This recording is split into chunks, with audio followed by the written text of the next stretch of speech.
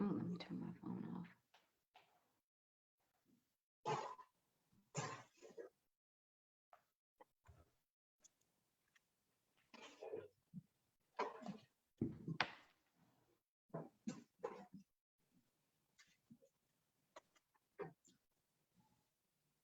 Are we there? Do I click this? Oh gosh, my neighbors are doing their garage band. All righty. I think are we live?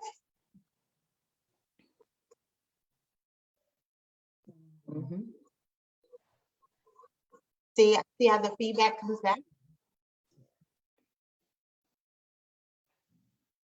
Oh no, we're having some technical difficulties. Where are you going live on IG or Facebook? Yeah, on Facebook. Okay. But for my laptop, it gives me this feedback that I don't want. Do you want me to leave and log back in? Hold on. Okay.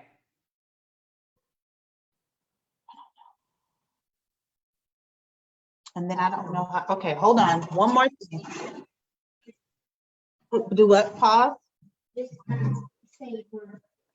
We're trying to figure it out, guys. I know you're probably on, and thank you for jumping on, but give me a few minutes.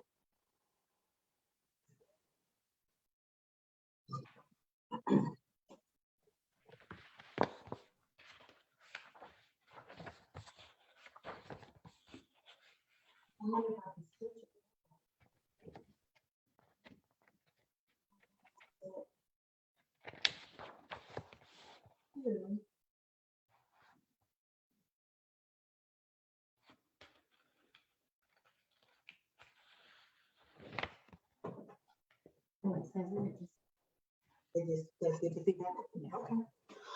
All right, well, we'll roll with it. No worries. Here we go. All right.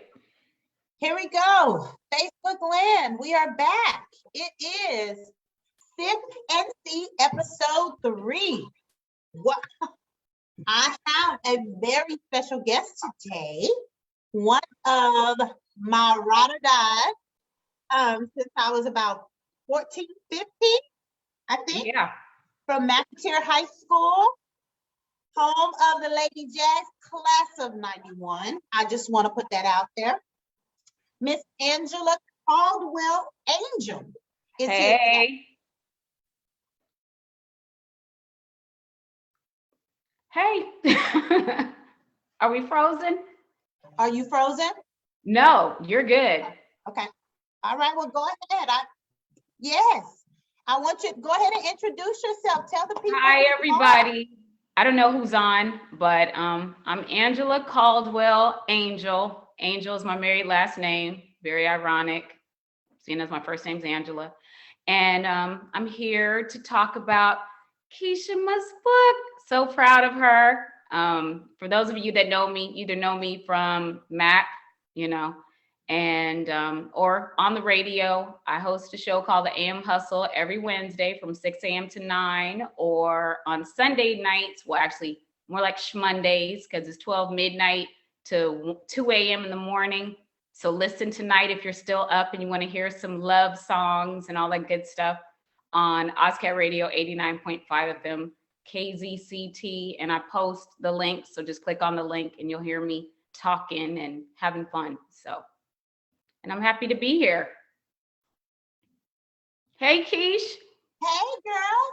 So I thank you. You are the one who give me the radio spot and the radio platform. So again, we want you to make sure if you're up tonight to listen on OzCat Radio. I am having this feedback that I was trying to avoid this time, but we're gonna roll with it anyway. Yes. I want to today, last time we talked about the why and the how of when she became hidden.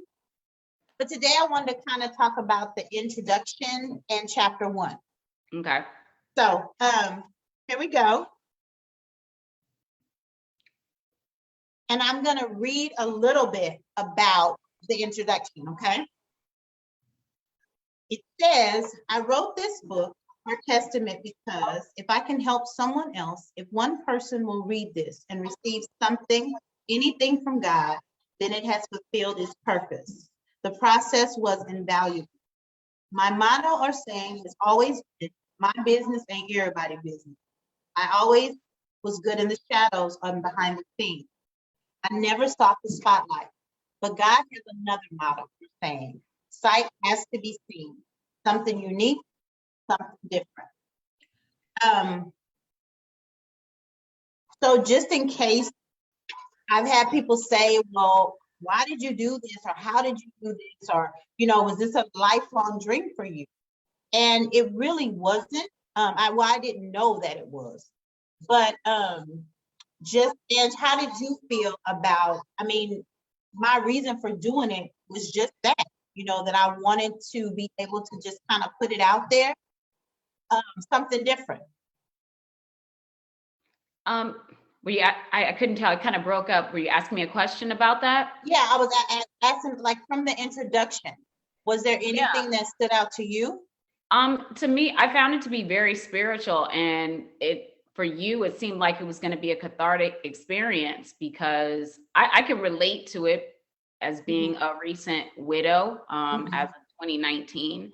And I know there's so much emotion that you go through, losing a loved one, especially, somebody that you're married to and or just been with for a great deal amount of time. And to me, the introduction just was a testimony of your faith and what the book was rooted in. And to me, that's what I got from it. Like the book rooted in your faith and your relationship with the Lord, and how it, how everything came to you from, I'm not going to tell, since we're talking about chapter 1, but but I will say it was a knowing, and I believe, we're all given the gift of discernment. And I believe that your relationship was a lot guided through your discernment, the knowing that it was more than just, your little high school crush,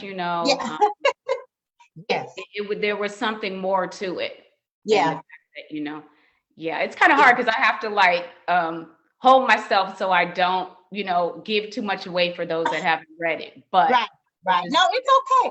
But now I want to hear about, your experience as being a widow. And tonight, would you mind sharing your story? Oh yeah, absolutely. Okay.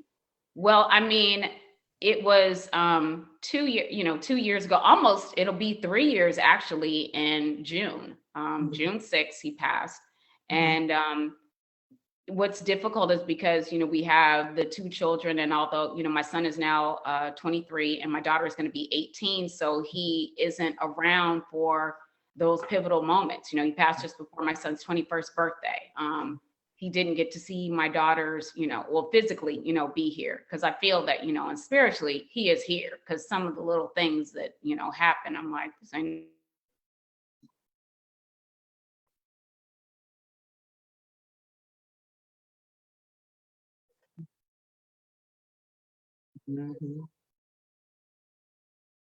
it's got to be. Yeah. Him not physically being there, it's me having to be strong mentally. And my whole thing with death is a little different from most people, and I say that I'm very accepting of it. I know that we're here on borrowed time, and we're supposed to, appreciate it. And when God calls you home, there's nothing you can do. So it was a reminder to really enjoy people while they're here, and I will say, and then his passing, and 7 months later, my mother passed away. So it's like I got hit with the 1-2, husband, mom, but in both of their passings, I will say, I was very accepting of it, and just knowing, I'll just be grateful for the time that, I did have with the both of them, and what they brought to my life during the time that they were here. And, my husband and I, we didn't always have like the best relationship, but at the core, I knew who he was, heart-wise. So you know, you just have to you got to take the good with the bad and get the blessing out of it. So Mhm. if that makes sense. Right. Yeah. Yeah. But yeah, we were together from like 1996, you know, and then separated for about a year, and then he Mhm. came, you know, he called me because at my apartment that I was living at, I was just talking about him that day at work because somebody was like, why aren't you dating? I was like, I still like this dude that I met a year ago and stopped talking to. Like when you like somebody, you Yeah. are still Yeah. feeling the last person. You may go on some joke dates, you know, with somebody just to Right. like, let me just pass the time. This dude asked me out, Right. so Right. whatever time. But I was still thinking about Ty, you know, during that time. And so, although I wasn't really involved with anybody, she'd asked me because I think she was trying to hook me up with somebody. And I was like, yeah, but we haven't talked in a year because he Mhm. had a girlfriend. And I was like, I don't play number two for nobody. So when you get rid of that thing, Say you it. know, Say it.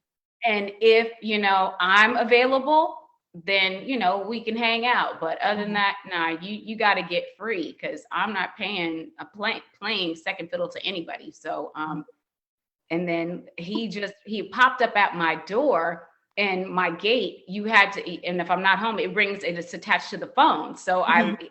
I'm just checking my messages and I hear him at my gate. And I was like, Mhm. what? And I told my coworker, I was like, girl, he just came to my house. What the Mhm. heck? Like, that's Mhm. pretty bold, right? So I came home and debated whether or not I was going to call. You know how you go through that. I don't want to call him. Mhm. And I was like, you know what? I'm just going to call him. So I called him, and like the first thing I was like, so, you know, what's your deal? And he was like, you know, I'm single. I was like, okay, then we can still have this conversation. And I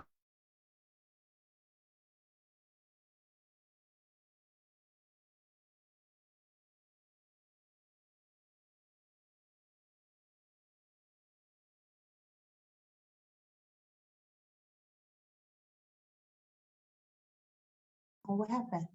that's cool, you know, just totally downplaying it. But after he came by like maybe like the next day, I think, and Mhm. we just didn't stop hanging out Mhm. ever since. I mean, it was just, you know, us. And then a year later, I was pregnant with my son, and we didn't get married for about 2 years after Mhm. that. And Mhm. we had, like, my kids call it a very cheap ceremony because we were just going up to Tahoe. Mhm. I had in my mind, you know, I wanted to have like the real wedding and ceremony and Mhm. family and friends. And he was like, let's just do it. I'm like, Mhm. no, in Tahoe. And the first place we went to, they were, what were they trying to do? They were trying to shut the place down for giving out fake marriage licenses. And I was like, this is a sign from God. He doesn't want us to do it. But wait a minute. The funny thing is, when he proposed to me, because he Uh-huh. proposed prior, our Uh-huh. son was just learning how to walk, and he came in the room in the kitchen because he's like, I see, you know, my husband, and he looked like he was crying. He was like, I gotta tell you something. And I'm like, what? You know, what is wrong with you? Why are you looking so emotional? And then he asked me, as he's asking me to marry him, our son comes in, he's like, Mommy, no. So you think baby coming in, interrupting, saying, Mommy, no. The place where we were going to get married is getting shut down for giving out fake marriage license. I'm like, this is not meant to be. We're not supposed to get married. But we ended up finding, you know, another chapel, and we got married by who we call Mrs. Claus. And we looked really cheap. He had like a Tony Bahama shirt and some Bermuda shorts, and I had on Gap jeans and a t-shirt and some Adidas and a baseball cap. And my kids saw the wedding clip. They're like, you guys look so broke and cheap. So, but we did it, you know. It was just Mind their business.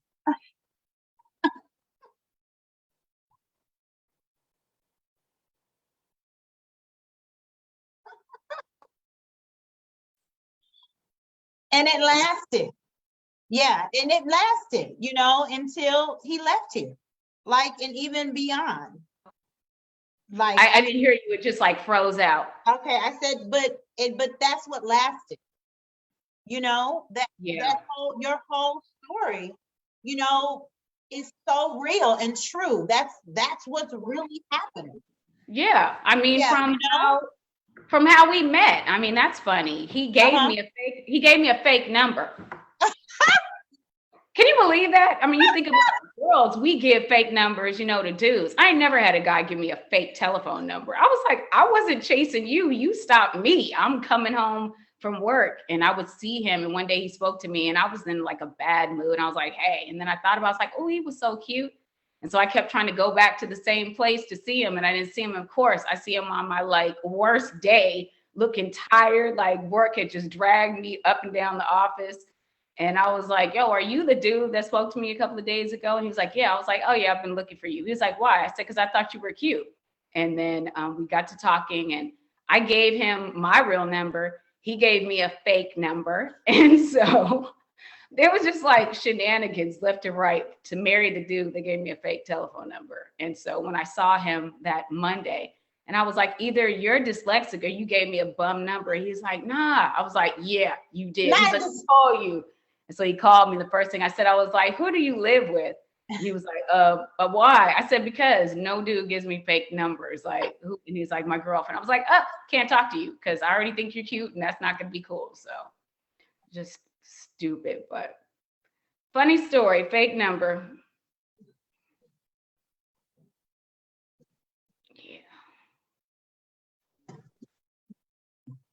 So see, this is why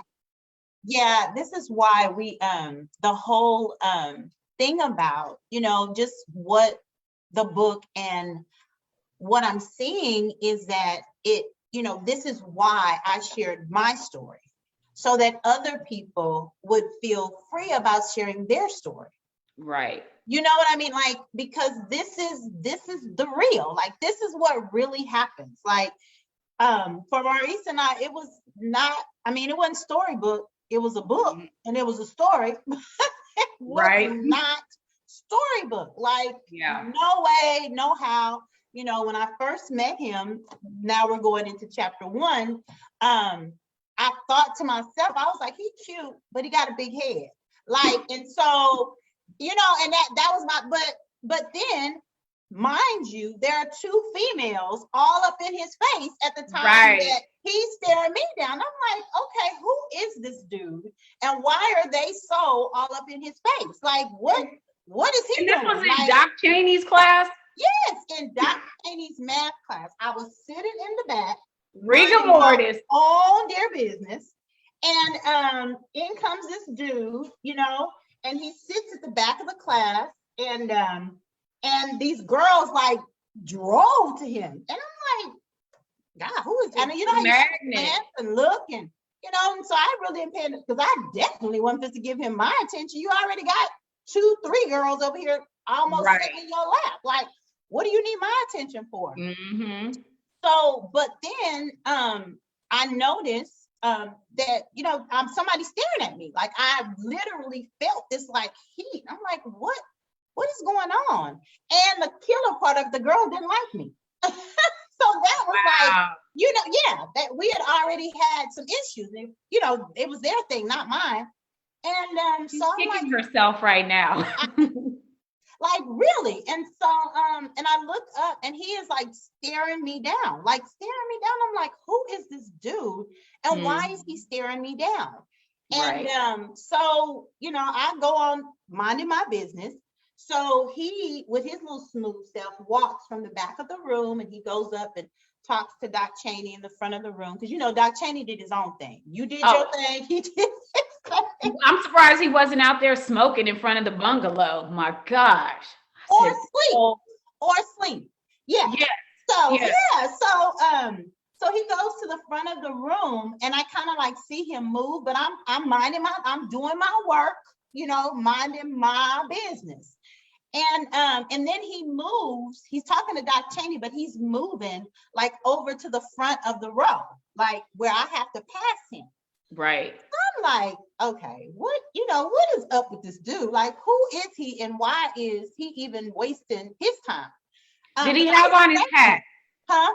Did he have on a hat, his visor? No, he wasn't wearing visors then. He hadn't got into the visors like he did later on.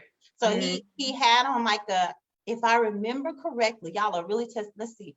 He had on like a jacket, and a t-shirt and some the Levi's where they used to have the rubber band, the band at the bottom. You remember? Yes. Oh my God.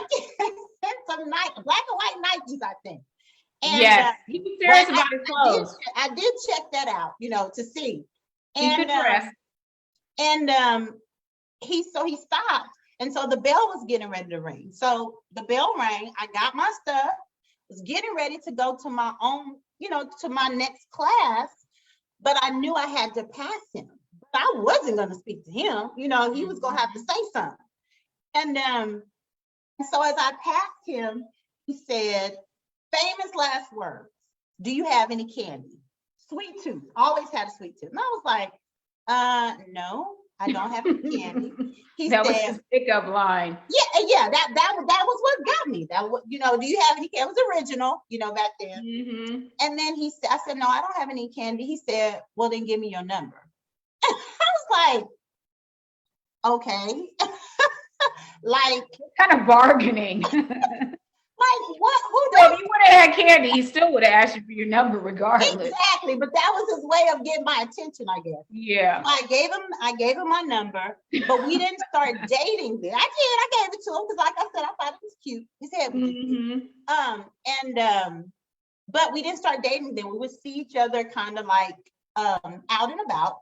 Right. Different things, and he would always speak. He would always be respectful, always a gentleman. I don't care, because it did not stop. The part about the girls in his face, that never stopped. No.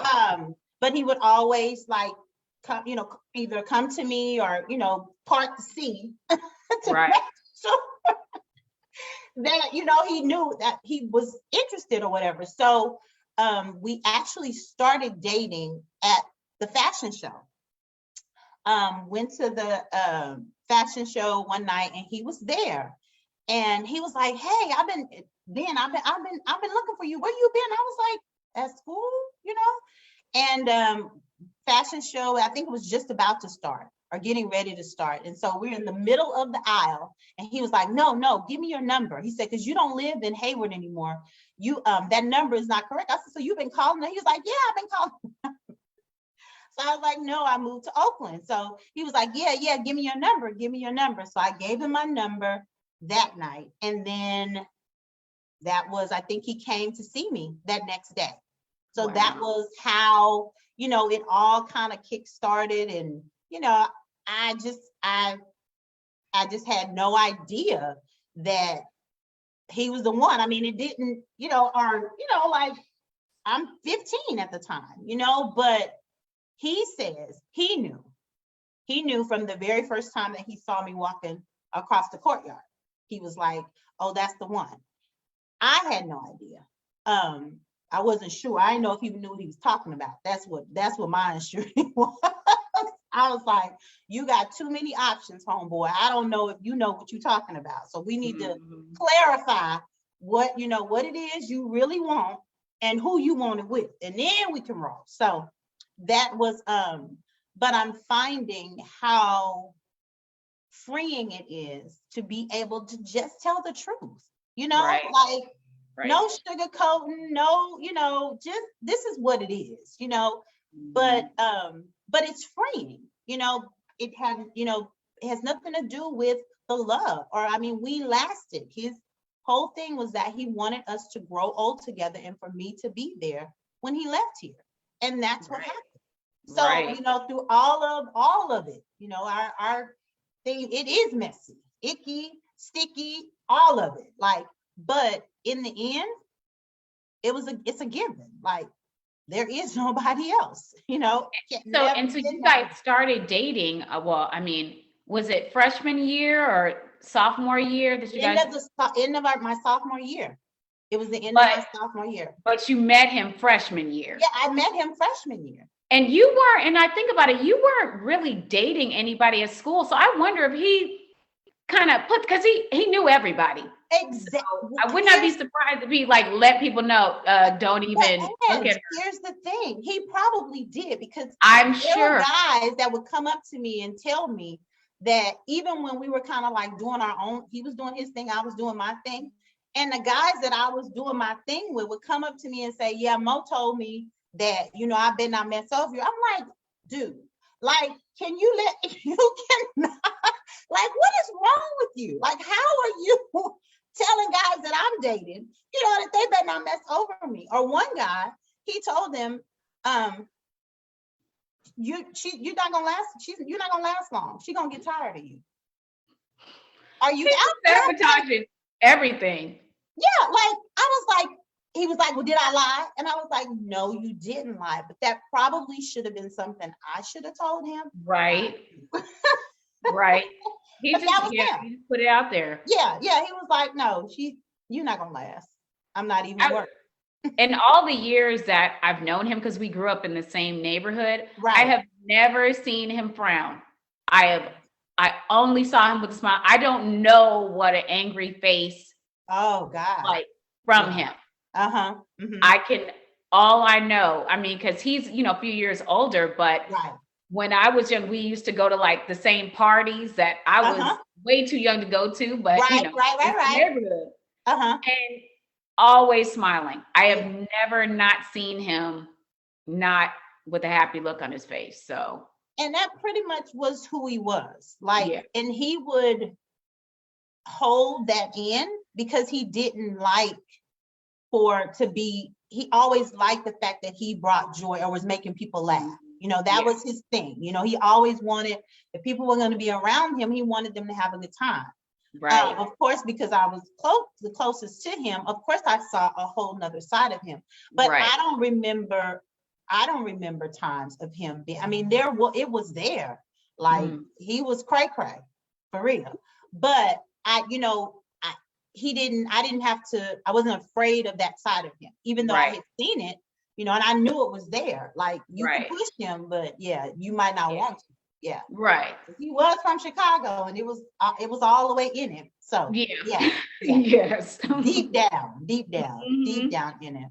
So so that I'm so glad that you came on. I'm so glad. Thanks for inviting me. Yeah, I'm glad that you got a chance to share your story so that, you know, and I hope that this is a way for us to, you know, just to open it up. Like, let's talk about relationships. And, you know, they're hard. Marriage is hard. Commitment is hard. It's not, you know, it's more of, you know, shoot, you think about leaving more days. We were actually in the process of divorcing before. I was making him officially Black History, but you know, like I know he's let me do what I can do. But like for real. Like I mean, we have I was on that midnight train to Georgia. Like, hello, do you hear me? We had many times of stop. We gonna look, and we both had moments where we're like, you know what? I don't think this is for me, or I don't, you know, but we would, it was just something there. It's like, I cannot let it go. Like, I can't live my life truthfully if you are not a part of it. And we even offered to be friends, which we were good friends. He was a good friend. He was a good man. He was a good person. You know, you couldn't find a person better than Maurice. Like, I mean, I have listened. I see people all the time who tell me the same thing. Like he was just a good guy, but that wasn't our intent. Like I would say, well, I don't want to be I don't want to be a BPG. I don't want to be your friend. If I want to be, I know how to be your friend. I don't. So, you know, and that was his intention. He was intentional. He knew deep down, you know, that was it. And, I think it's time for us to have more of that, you know, the Lifetime and the Warner Brothers and the studios have given us this false sense of what love really looks like, especially for Black people. Like, you know, you know, Black, you know, Hollywood, we don't even fall in love. We, you know, fight, don't get married, none of that stuff. But yeah, we cuss each other out. We, we call the cops. Like there's all this drama and not really love. I think, and I'm glad to be able to be free, because for a long time I would just get so nervous, like what is going to happen with this? Like, where is this going? And each time I do the sip and see, or I do something about it, I'm just reminded that this is important. This needs to be, this door needs to be open. And if it's just for me and you that is opening, fine, perfect. But I just don't believe that that's the truth. I really don't. Yeah, what I've come to learn, love is not difficult. Mm-hmm. People make it difficult because you come into a relationship with these unrealistic expectations of another person. And most of the things that you're looking for through somebody else is what you actually need to be giving to yourself. And it's through other people that we get the tools that we need to grow. And you accept people for who they are. A lot of people fall in love with a person's potential. Mm-hmm. It's like, no, this is the bag lunch. This is what's in the lunch. Don't be wishing you got Doritos. Don't go wishing for, ranch. And you can wash them off and make them into wrappers. You have to take them. And I tell, I mentor people and I do, my life coaching, and I say, you have to look at the person and accept them for who they are. And if you feel like, hey, I want more, then that isn't your person. Stop trying to change this person and mold them into what it is you want, for fear that you're not going to get what you want. And to be honest, sometimes, there was something that, you like when he told you that, he loved you, and you had to take the pause, wait a minute, I didn't know, Yeah, right.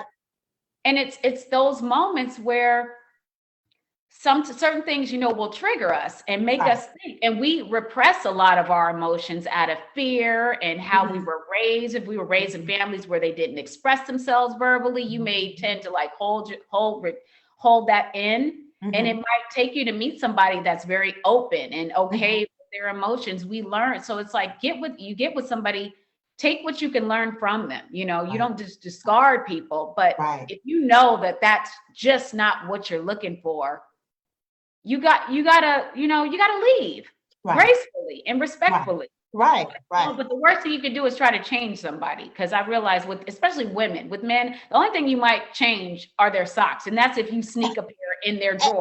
Hello. Meticulous. They're gonna know these ain't my socks. I don't know where these came from, and get rid of it. So you're not changing him. Right. Work with it. Be comfortable in saying, hey, I express what it is you need in a relationship. And if that person, you communication is a key.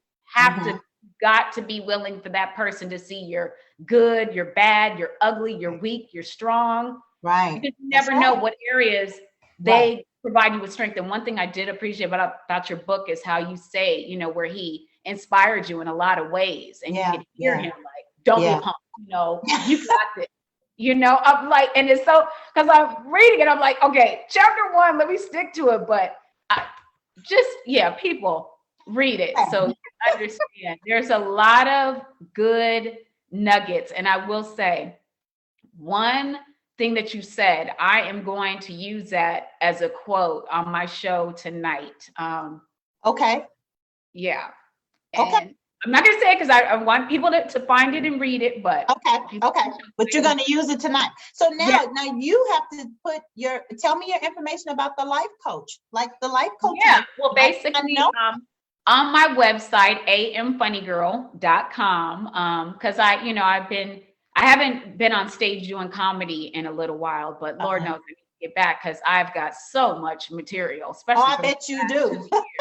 Y'all see, she's funny. So my goodness. But it's also a platform for, motivational speaking and life coaching. And it's basically me helping people, not just women, but get out of their own way. you know, whether it's issues of poverty, because I mean, I grew up just broke. Girl, I and understand a joke. but what comes along with that, it's also a mindset and teaching people how to move themselves beyond their limitations. If you want to go to school, go to school. Right. It doesn't matter if everybody around you isn't doing it. Having the courage to step out on faith, and what's for you is going to be for you. You never have to force anything. And when you find yourself trying to force a situation, that door is not open for you right now. Right. You know, sometimes people, they work against themselves because they and I've been, guilty of doing that. I didn't know, where you like, I just want this, and you keep pushing and pushing. It's like, no, because what's meant for you is going to be. Oh, yes, ma'am. Absolutely. Absolutely. Yes. Did we freeze? Uh-oh. Hello?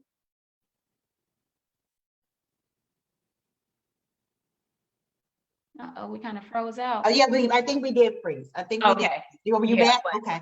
So you were saying what's meant for you is meant for you. Yeah, you never have to worry about jinxing something, sabotage. The only person that sabotages, a lot of times I think God, he holds us back because there's more lessons. If I think about all the. Did we freeze again?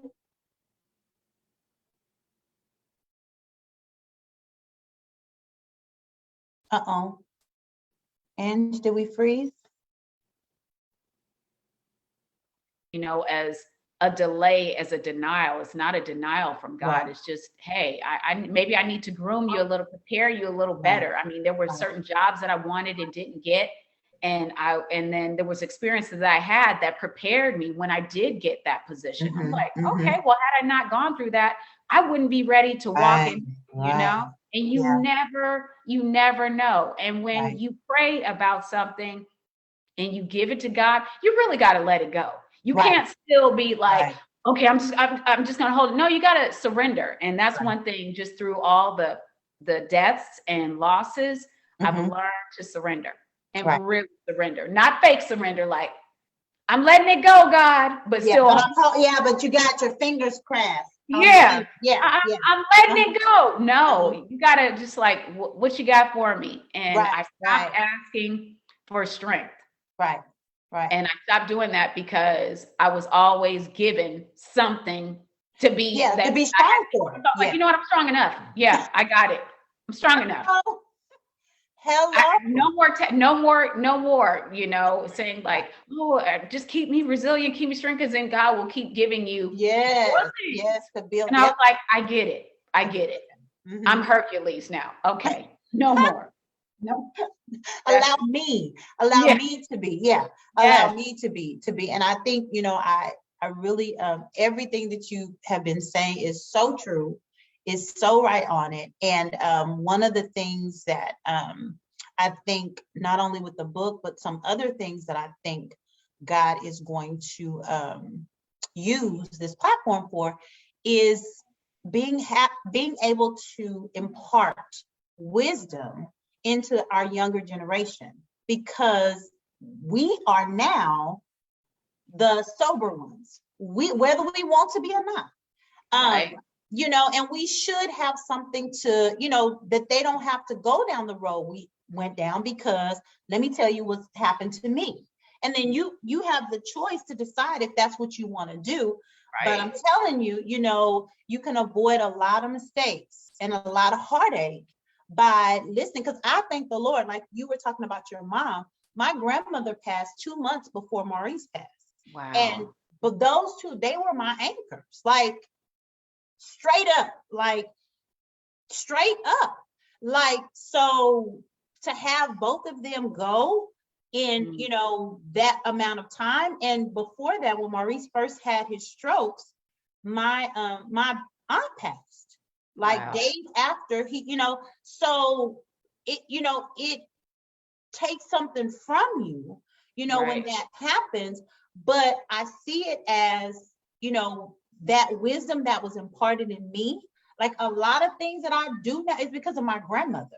Like, Right. you know, my grandmother, she, you know, she was a lot of things, but she could make a house into a castle. Like she could do it. You know, and I don't have all the gifts. I can do a little bit here and there. Right. But I think it's important to realize and accept that responsibility and to have grace with it, to be glad for it. You know, I'm glad that I don't have a problem telling you I'm 48, getting ready to be 49. I don't. I thank the Lord. I don't want to be 30. I don't want to be 20. I don't want to be 15 again. I'm happy at being 48, getting ready to be 49, a mother, blessing mother, a grandmother, getting ready to step into whatever it is God has for me at 48. Right. Like, you know, I'm not trying to go back. I'm not trying to be nothing other than who I'm supposed to be today. Right. And I think that's so important, you know? So I really, really, I appreciate you. I didn't know how this was going to go or what was going to happen. We're going to work it out. We going to work it out. And at the end of the day, it is going to be what it's supposed to be. Right. So again, I want you to tell your radio station tonight. OzCat Radio out in Vallejo.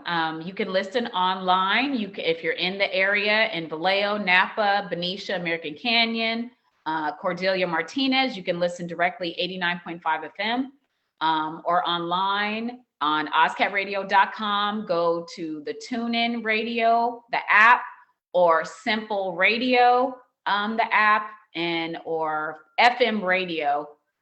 These are all the apps.com. And if you go to my page on IG or Facebook.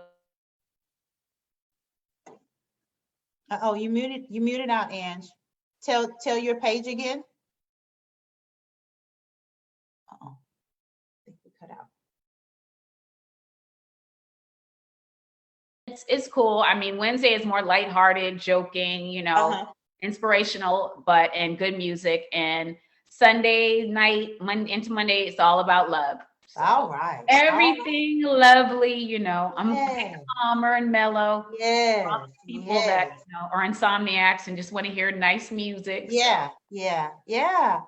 Well, thank you. And I'm gonna hit out, guys, if you haven't had a chance to receive the package, I call it, of the book, you can go to whenshebecameHis2021.com, which is a website.